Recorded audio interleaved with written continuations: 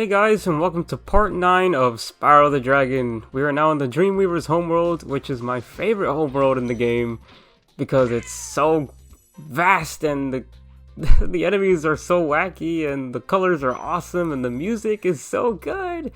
Yeah, this is definitely without a doubt my favorite homeworld in the game, and in terms of level design, in terms of enemy types, everything is just so great and so different and so distinct, and it's what makes this game for me, in my opinion, is just this whole homeworld. And unfortunately, as bad luck it is with recording, I probably had the worst run through of this whole homeworld that I've ever done playing this game, so you guys will get to see that nonsense right from the beginning, and you will all suffer together, you know. So had to do a second recording of this, and yeah, it wasn't fun to do, but nevertheless I did it, and hopefully it doesn't look as bad as I remember.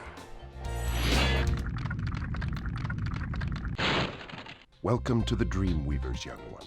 While chasing Nasty's minions in this world, you must expect the unexpected and prepare for what is not there.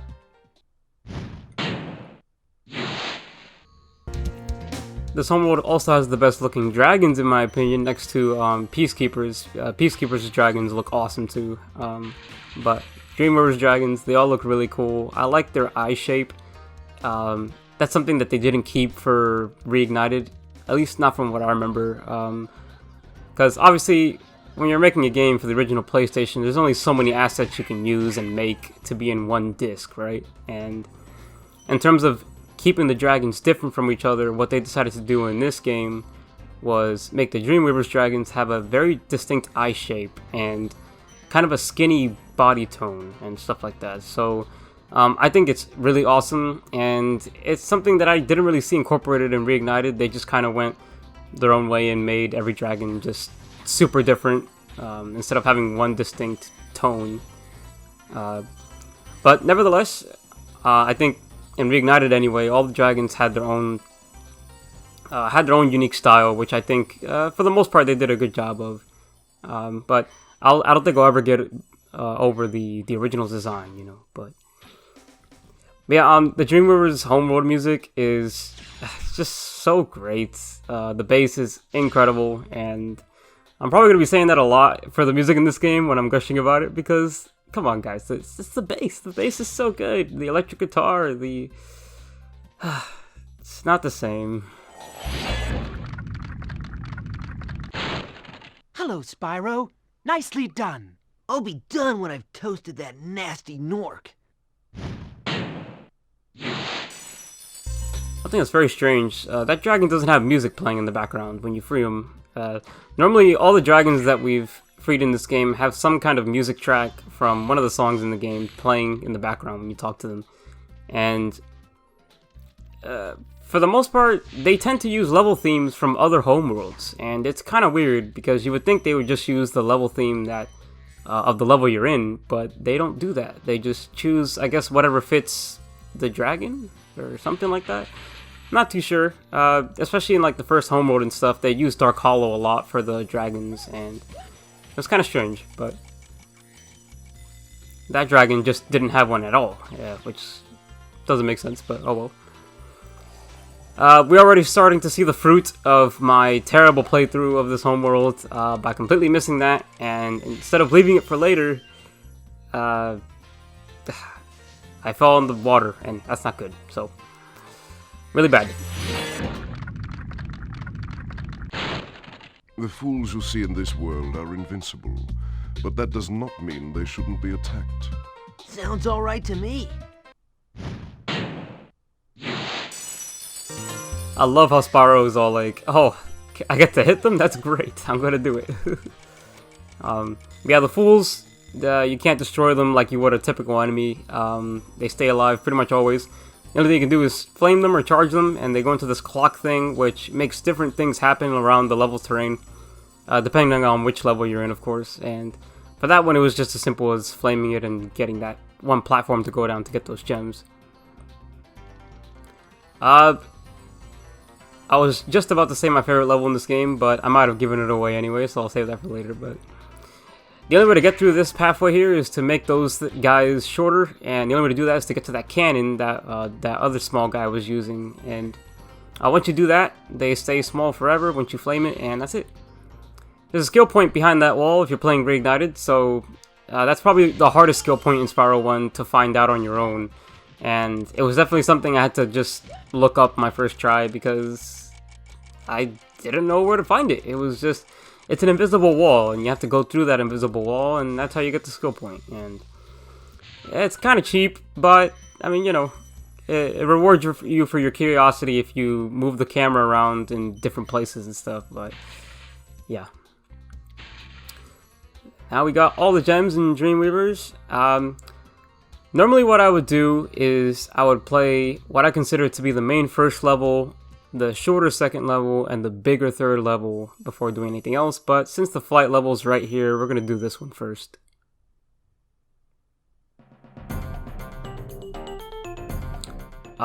This flight level is not too hard. I would say the hardest part is getting these chests because they're all scattered out, and it's not like a straight set path for you to get them, you know. So I think on a normal playthrough I tend to do this at least 2 to 3 times before actually getting it. But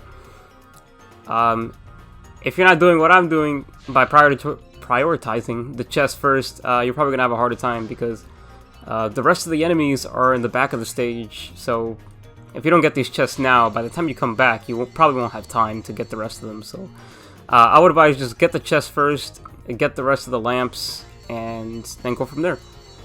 I was lucky to have that train coming in the nick of time for me to get that one. It probably would have extended the time a lot more later on, so that's a good thing that was there.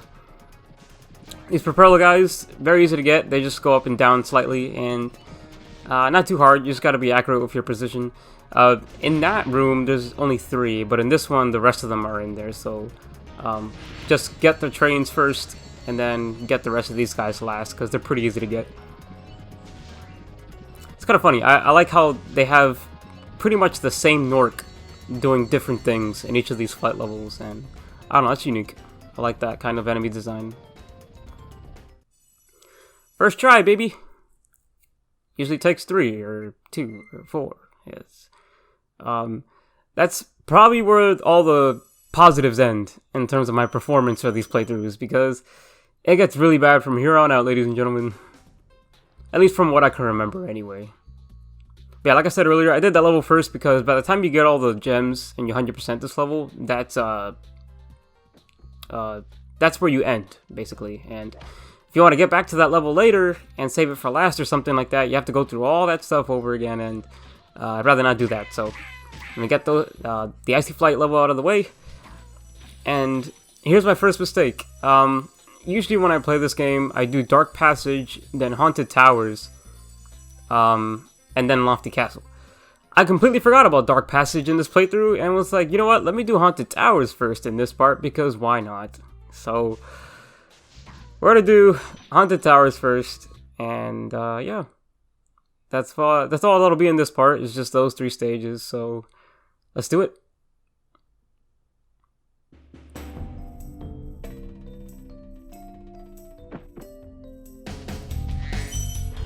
I love the drums in this level theme. It's so good. I like the song a lot, actually. It's one of my favorites. Haunted Towers is unique in that there's these shield armor guys, and the only way to harm them is through Super Flame. And throughout the level, there are these fairies that give you Super Flame power up for a short period of time. You just walk up to them, get it, and charge your way through, because you only have such a limited amount of time to get them. If you're really good at the game, unlike me, you can get everything here in one go. But since I'm not that good at this game, apparently, I'm not going to get it in one go, so normally when I see speedrunners doing this game, they get everything pretty quick, but not me. Apparently I'm not that good, so gotta get it and then backtrack all the way over here to get this one guy. And this one guy in the front, that guy right there, I usually forget when I'm playing this game, because it's so easy to miss. You see it once at the beginning of the level and you're just like, let me continue, and you're like, oh wait, no, I have to get that because it has a gem inside, and you know, stuff like that. The only Spyro games to have that concept is this game and the third game, where enemies have gems inside them. So if you want 100%, you gotta get rid of all the enemies. And some people see it as a good thing, some people see it as a bad thing. Me personally, I never saw a difference between this game or, say, for example, the second game, which didn't have that concept. Because even in the second game, I try to get all the enemies anyway, because you technically need them to activate certain gates.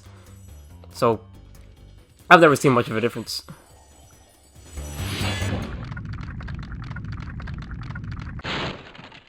Hey Spyro, all dragons know there's magic in a fairy's kiss. See what it can do to your power of flame.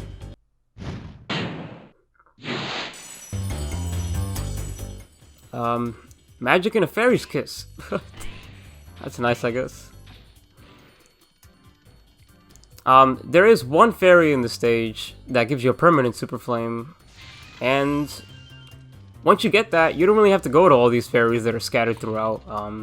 They're mostly there for the people that don't get the super flame early on, but that's not until later, so let's get this fairy here and then get those other guys. I think it's a sweet concept. Like a fairy's kiss gives you super flame power up. It reminds me of an anime moment for some reason, not sure why. Yeah, try to get these guys as quick as you can, because if you don't, then you gotta backtrack, and I gotta go all the way back to get that fairy, and I'm like, no! Why? I mean, granted, I have to get these gems anyway, so it's not that big a deal, but usually when I'm playing this game, I don't have to backtrack again for this fairy, at least this one, but like I said, guys, it's the beginning of the end for me when it comes to the fails that you'll be seeing throughout this playthrough. It's just really bad. Yeah, so I have to go all the way back to get that guy that's down there. Oddly enough, I think if you get those wizard enemies beforehand, they don't lift the armor up to hit you or hurt you or do anything like that, because they're the reason that those armor guys get up to begin with. So if you want to make it a little easier, you can just go after those wizards. That way the armor guys won't make your life miserable. Here's another supercharge. It's probably one of the more tricky ones, because there are these narrow pathways, and if you hit the walls, well, your supercharge ends. That's the second fail of this level, is not hitting that thing. I should have just kept holding it. I think I was just afraid that I would fall off the edge there, and that's why I stopped. But yeah, you can just get that, and you should be fine after that. But there is a fairy in here in the case that you messed it up, so you can just get the fairy here, go back, and get that chest. But for now, we're gonna get these guys and then go to these rooms. Really satisfying thing to do is get the super flame and just flame everything, and it's just so good. I wish Reignited kept the concept of the super flame in Spyro 1, at least when it came to 100% completion.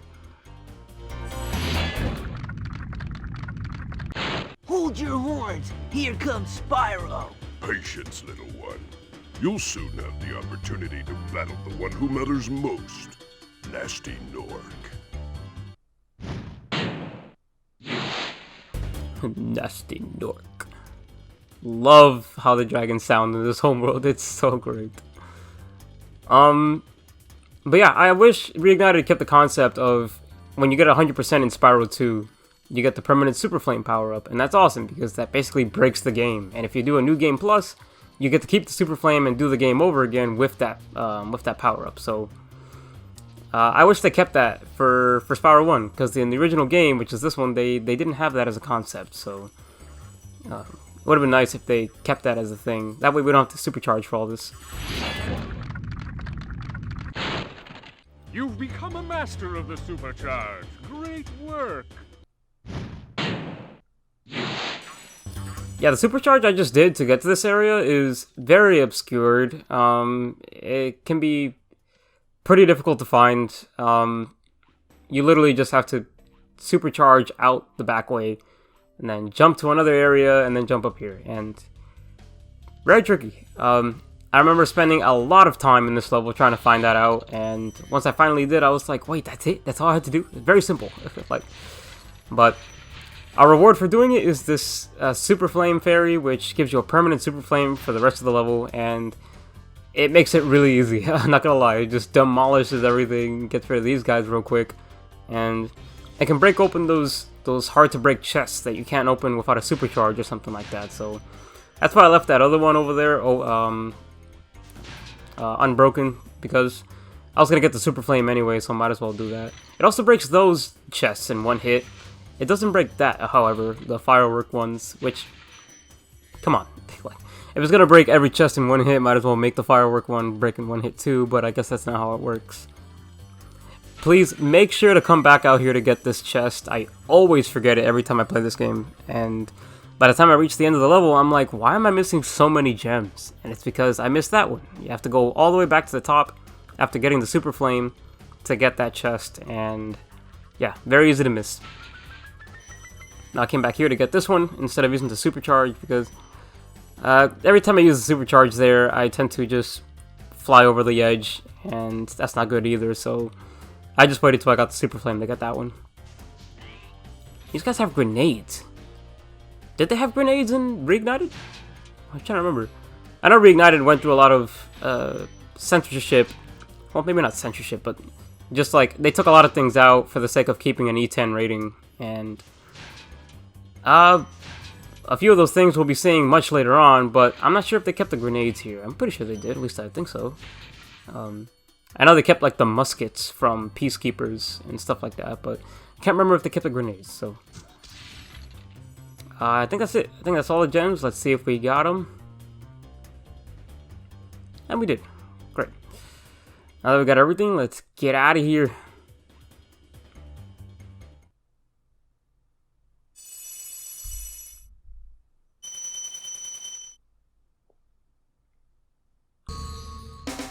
And that's it for this part, guys. Thank you so much for watching. Make sure to subscribe, leave a like, drop a comment down below if you liked the video.